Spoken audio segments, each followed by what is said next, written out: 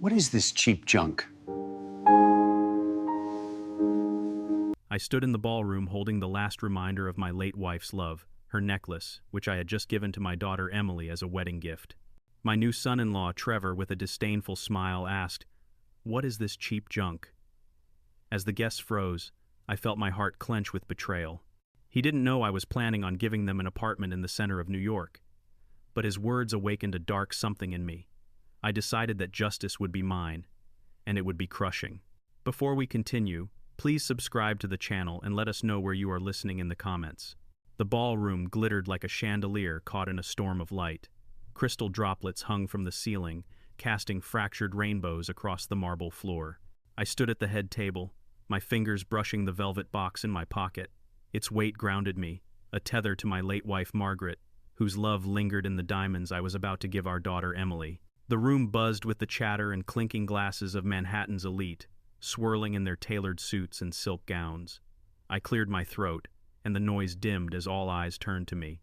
"Tonight," I began, my voice steady despite the knot in my chest, "we celebrate Emily and Trevor, my daughter, my pride." I looked at Emily, radiant in her white dress, her eyes fixed somewhere past me. "This is for you, sweetheart." I opened the box, revealing a cascade of diamonds that caught the light like stars. "It was your mother's," I said. "Her love now yours." The room sighed with a collective breath of awe. I stepped toward Emily, the necklace dangling from my fingers. That's when Trevor leaned forward, his lips curling into a smirk. "What's this, Henry?" "Some cheap trinket from a pawn shop." His sharp, mocking voice cut through the hush. Laughter rippled from a few guests before being quickly stifled. My hand froze mid-air. The diamonds trembled. I looked at Emily, waiting for her to speak, to defend the gift, to defend me. She just stared at the table, her fingers twisting the edge of her napkin in silence. My chest tightened as if the air had turned to glass. Trevor waved a dismissive hand, knocking the velvet box from my grasp. It hit the table with a dull thud, the necklace spilling out, its stones glinting like tears on the cloth. "Really, Henry?" Trevor drawled, loud enough for the room to hear. "You could have at least sprung for something new." More laughter followed, bolder this time. My face burned, not from shame, but from a rage I hadn't felt in years. I had planned to announce my wedding gift to them, a penthouse on the Upper East Side. But Trevor's words and sneer woke something cold and deliberate inside me. I straightened and forced a smile. "Enjoy the evening," I said, my voice calm, betraying nothing. I turned and walked away, ignoring the pitying glances and the whispers that trailed me like shadows. The marble floor echoed under my steps, each one heavier than the last as I crossed the ballroom. When I pushed through the double doors, the cool night air hit my face like a slap. In the car, I gripped the steering wheel, watching the city blur past a world of neon signs and honking taxis that didn't care. The necklace wasn't just a gift, it was Margaret's heart, the last piece of her I could give. Emily's silence hurt more than Trevor's cruelty. The question of how I had misjudged them so badly gnawed at me, sharp and relentless, as the lights of Manhattan faded behind me. The old house in Brooklyn creaked under the weight of its memories. I sat in a worn leather armchair Margaret used to curl up in with a book, a single lamp casting a warm glow that softened the room's edges. The air smelled of aged wood and faint traces of coffee, a scent unchanged in 15 years. In my hands I held a photograph of Margaret and Emily laughing in the garden, their hair tangled with sunlight. I traced the faded edge, my thumb lingering on Emily's smile. The memory of the ballroom, Trevor's sneer, Emily's averted eyes, still burned in my mind. They had carved a wound I couldn't ignore. I set the photo down and opened an album on the coffee table. Each page was a stitch in the tapestry of my sacrifices. There was Emily at 6, her tiny hand clutching mine as we walked to school, her mother's absence a shadow between us.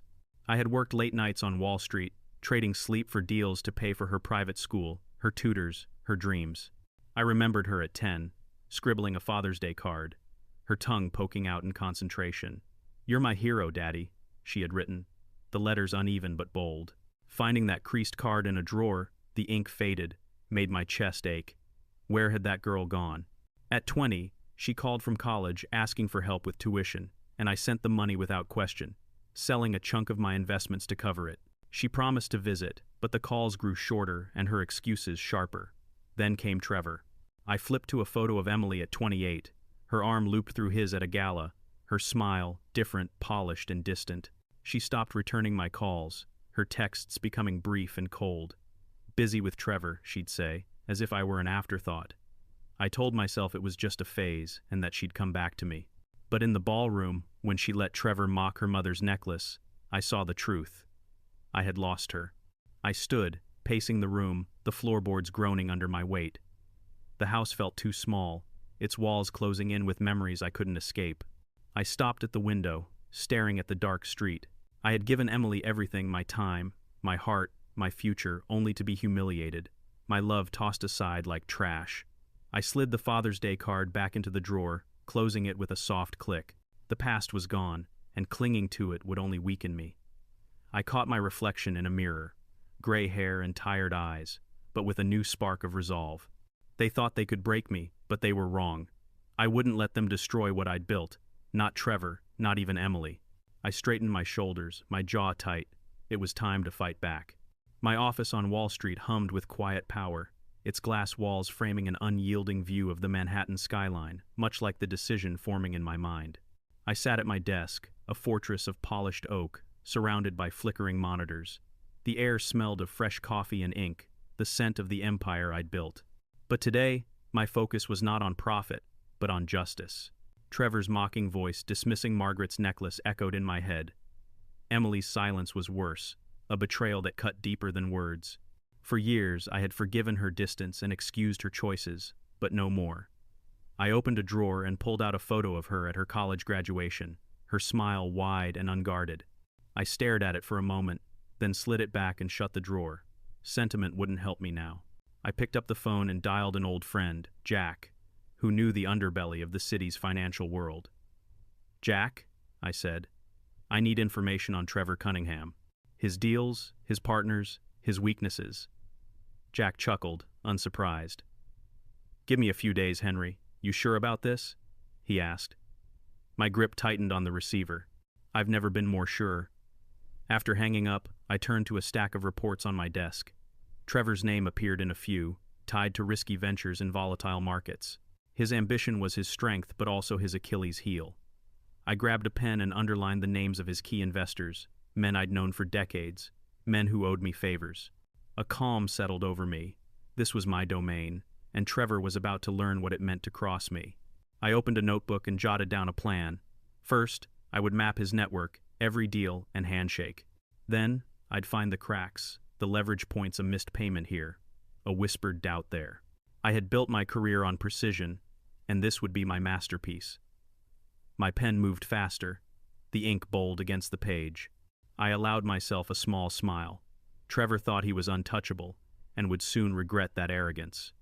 Standing, I walked to the window, the sprawling chaos of Manhattan feeling distant below. For the first time in days, I was in control. I gathered a file, a blueprint of Trevor's world, and tucked it under my arm. As I left the office, the folder's weight was a promise. Trevor would pay, and Emily would see the cost of her choices. My reflection in the polished elevator doors was sharp.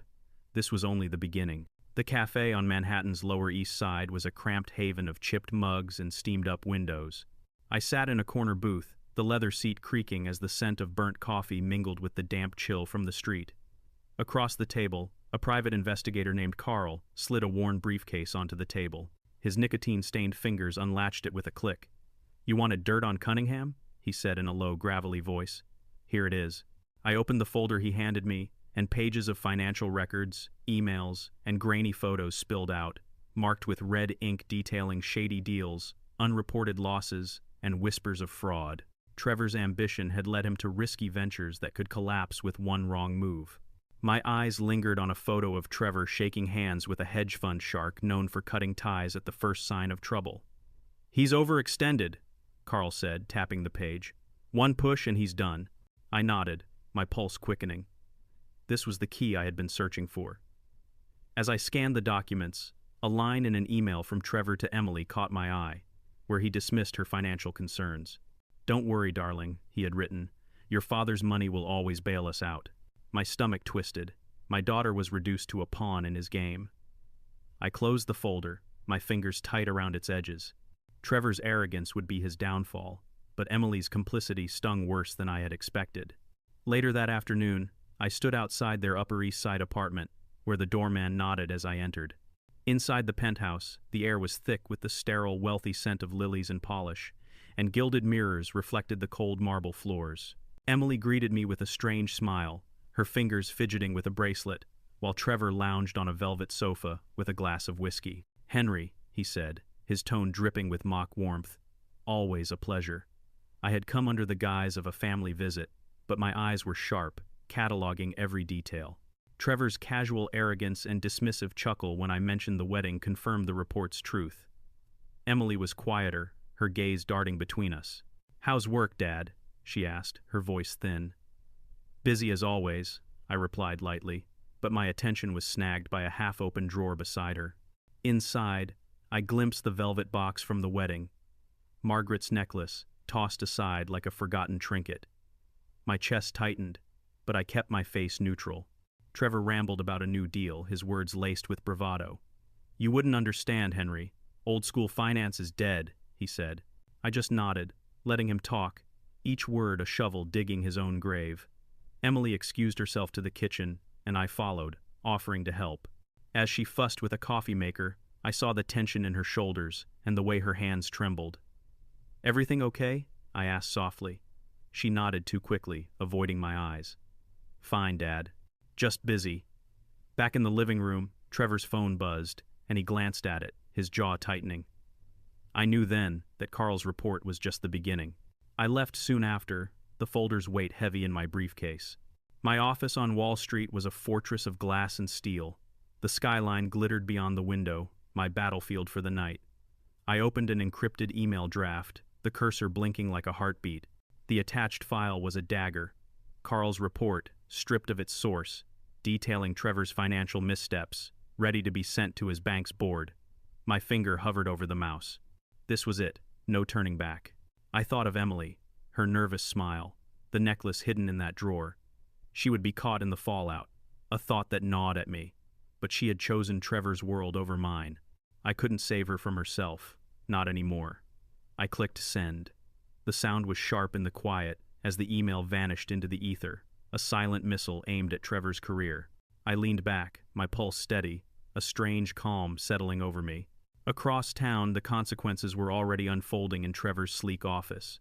Jack had told me the board called an emergency meeting. Trevor sat at his desk, papers scattered, his tie loosened. His boss, a gray-haired titan named Harov, tossed a printed copy of the report on the desk. "Explain this, Cunningham," he barked. Trevor's face flushed as he rose, claiming, "It's nonsense. Someone's framing me." But Harov's eyes were cold, his trust eroded. Trevor's usual charm faltered under the weight of those red-marked pages.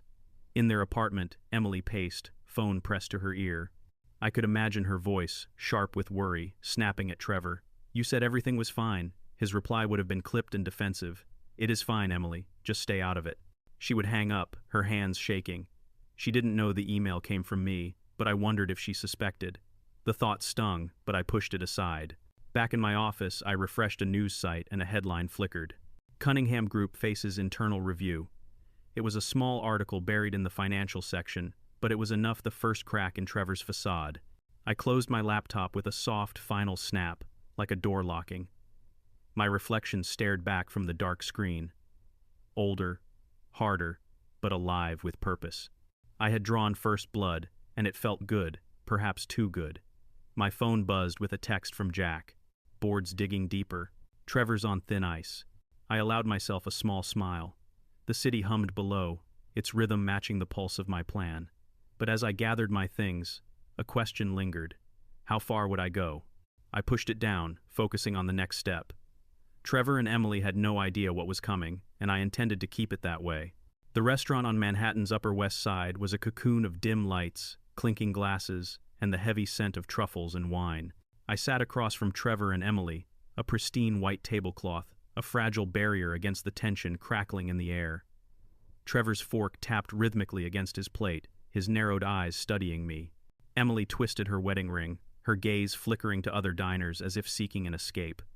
This family dinner, meant to smooth things over, was anything but. Trevor leaned forward, his voice low but sharp.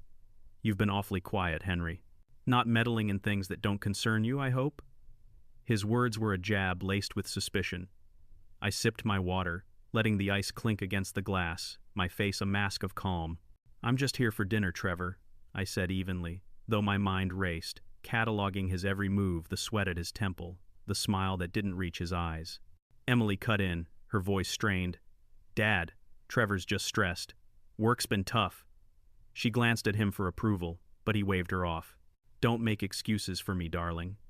Your father knows how the game is played," he said, turning back to me, his tone hardening. "Or maybe he doesn't. Old dogs, new tricks, right?" A few nearby diners glanced over, sensing the edge in his voice. My grip tightened on my napkin, but I kept my smile. "You're under pressure," I said, my words deliberate. "It shows." Trevor's fork stopped midair, his eyes flashing. "What's that supposed to mean?" he snapped. Emily reached for his arm, whispering, "Trevor, please," but he shook her off. Leaning closer, he challenged, "If you've got something to say, Henry, spit it out. Or are you just stirring the pot like always?" I held his gaze, my voice steady. "Careful, Trevor. Accusations can cut both ways." The restaurant seemed to quiet, our table its own battlefield. Emily's face paled. "Dad, don't," she said softly, but her words lacked conviction. She was defending him even now, and the pain of it fueled me. They thought they could bully me into silence. They were wrong. I set my napkin on the table with a deliberate final motion. "I think we're done here," I said, standing. Trevor scoffed, but his eyes betrayed a flicker of unease. I walked out into the cool night air, the city's sharp and relentless lights matching the clarity in my mind. Trevor's accusations meant he was rattled. Good. I paused on the sidewalk, glancing back at their heads bent together at the table, either arguing or conspiring. It didn't matter. I had started this, and I would see it through. The next move would hit harder and cut deeper. I turned and walked into the night, the weight of my resolve heavier than ever. They had pushed me too far, and now they would learn what that cost. The conference room on Wall Street gleamed with the sheen of power, its mahogany table polished to a mirror's edge and its windows framing Manhattan's jagged skyline. I stood at the head of it, my hands steady as I opened a slim folder. Across from me sat 3 of Trevor's key investors, their faces a mix of skepticism and unease. The faint tick of a wall clock marked the seconds. "Gentlemen," I began, my voice calm but firm, "let's talk about Trevor Cunningham's latest venture." I slid a report across the table, its pages marked with discrepancies, overstated profits, hidden losses, and deals teetering on collapse. The investors leaned forward, their eyes narrowing. "Cunningham's numbers don't add up," I said, pointing to a graph. "He's betting on borrowed time, and your money's on the line." One of them, a silver-haired man named Ellison, frowned. "He's always been ambitious," he said, his tone wavering. I smiled thinly. Ambition isn't enough when the foundation's crumbling. The room grew quiet as my words settled like dust. I let the numbers speak for themselves. By the time I closed the folder, 2 of them had agreed to pull out. Ellison hesitated, then nodded. "We'll review our position," he said, but I knew I had won. As they left, I felt a surge of cold satisfaction. Trevor's empire was fraying, and I was pulling the threads.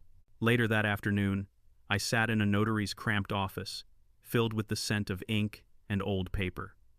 The notary, a wiry woman with sharp eyes, slid a document toward me.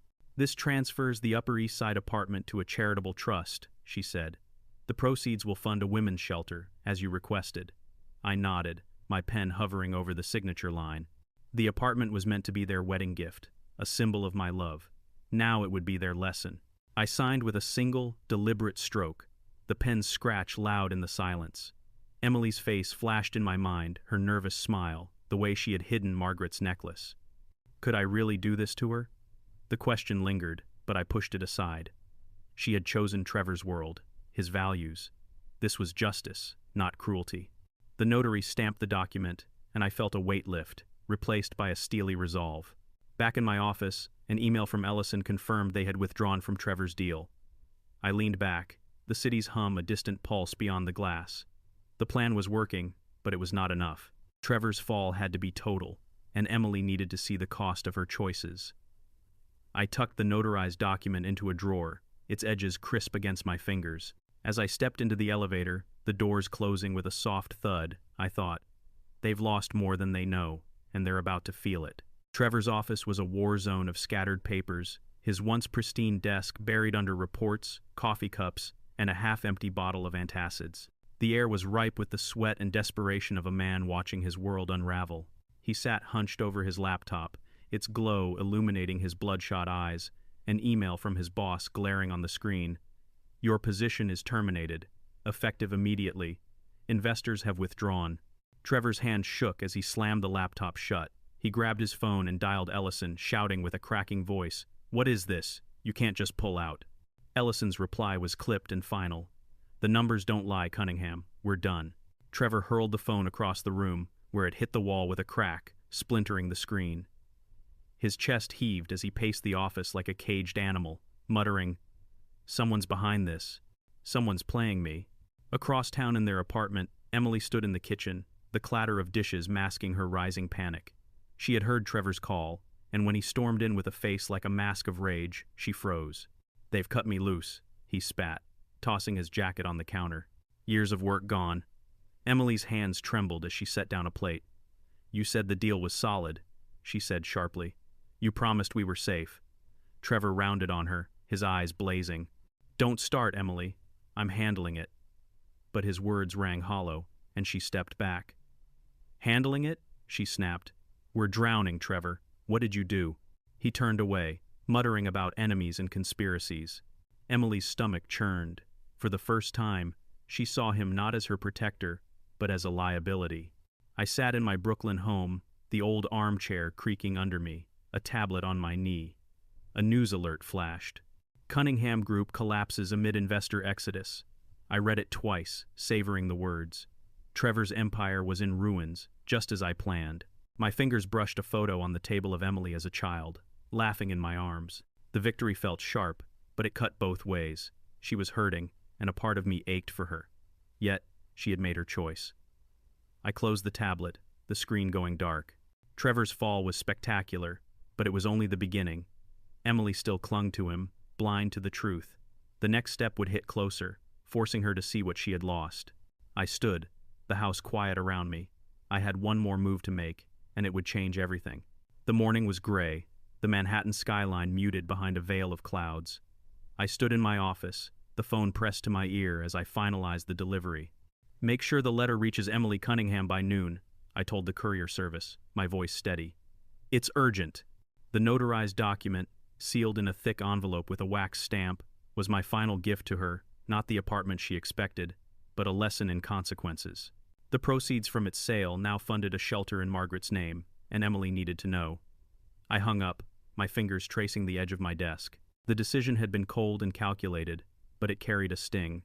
Emily's face at the wedding, her silence as Trevor mocked the necklace, flashed in my mind. She had chosen him, but she was still my daughter.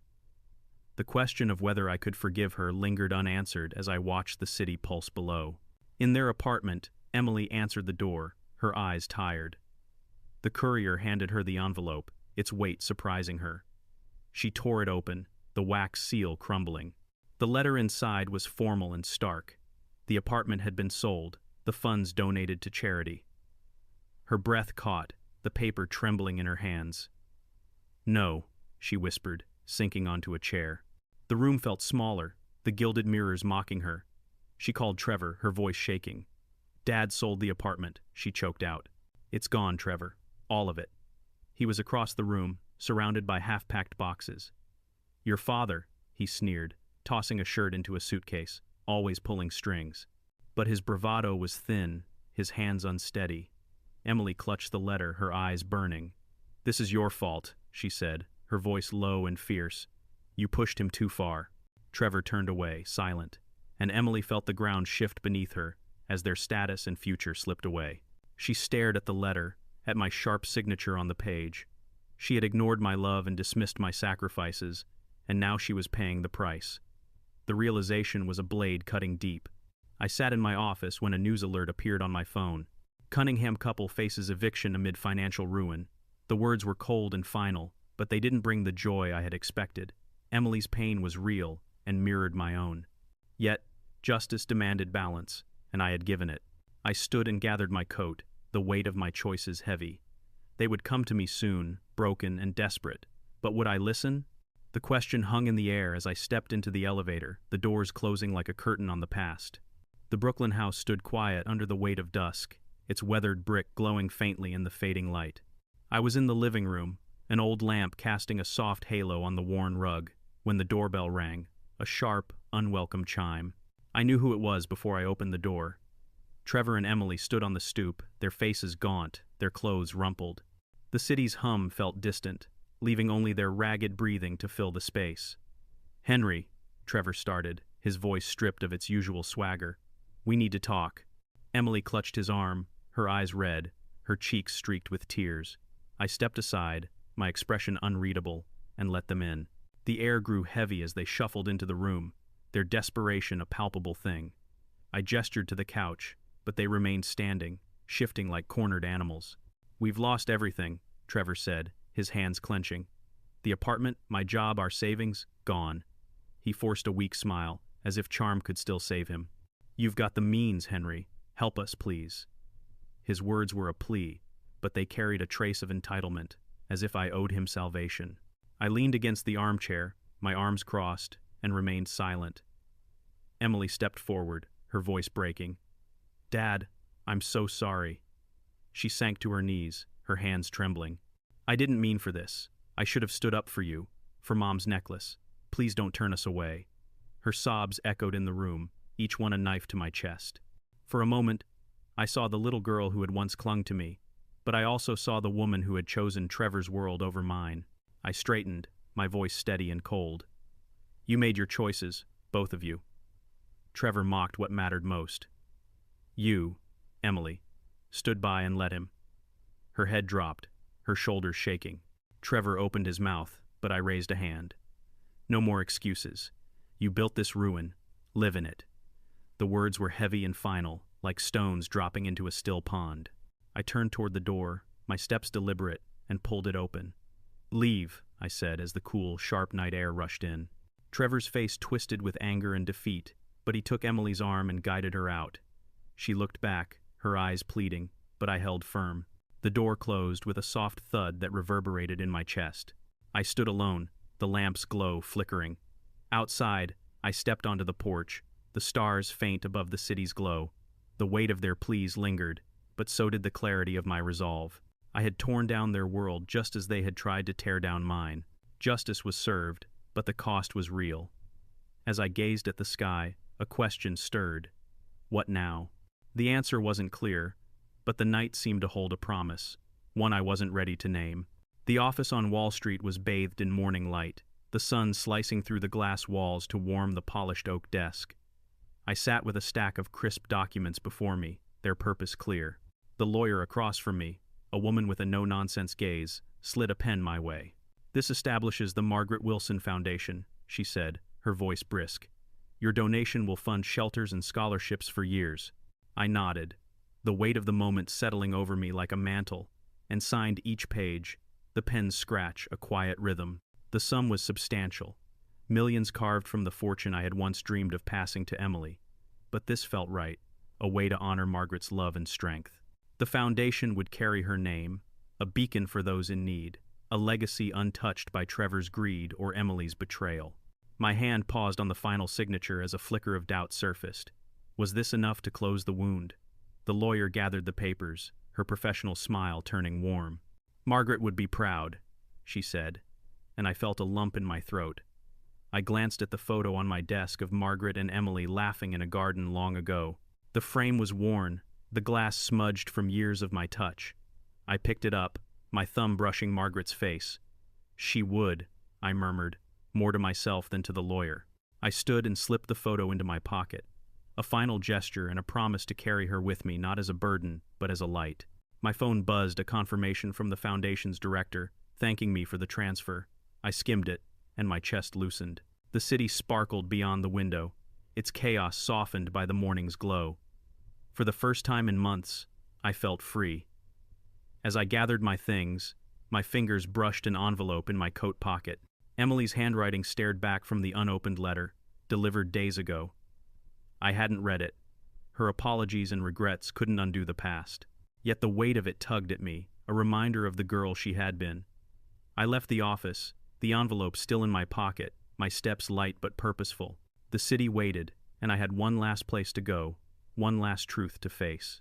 The cemetery was a quiet sea of stone, the air thick with the scent of damp earth and fallen leaves. I stood before Margaret's grave, the granite cool under my fingers as I traced her name.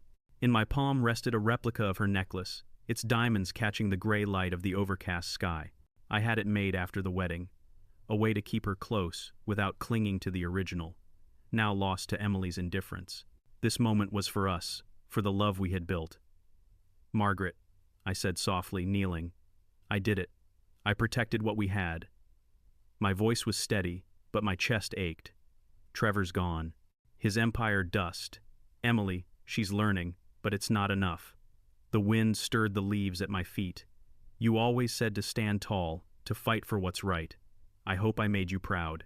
The words felt like a prayer, a release. I set the necklace on the grave, its stones glinting against the stone. It was a farewell, not to Margaret's memory, but to the pain I had carried. The simple act freed something deep within me. I straightened, my gaze lingering on the headstone. The years we had shared, the laughter, the quiet nights, they were untouched by the chaos of these months. That was my victory. My hand slipped into my pocket, brushing the unopened letter from Emily. I pulled it out, the paper creased, her handwriting a ghost of the child she had been. A part of me wanted to read it, to hear her voice and her regrets, but I didn't need her words to know the truth. She had chosen her path, and I had chosen mine. I tucked the letter back into my pocket, unopened, a silent refusal to let her pain tether me again. I turned and walked down the path, the crunch of gravel under my shoes, a steady rhythm. The cemetery faded behind me, its silence giving way to the distant hum of the city. I felt lighter, each step a shedding of the anger, the betrayal, and the need for vengeance. Justice had been served, not with cruelty, but with purpose. Margaret's love and strength lived on in the foundation, and in me. As I reached the gate, I glanced back at the necklace, a faint spark against the stone.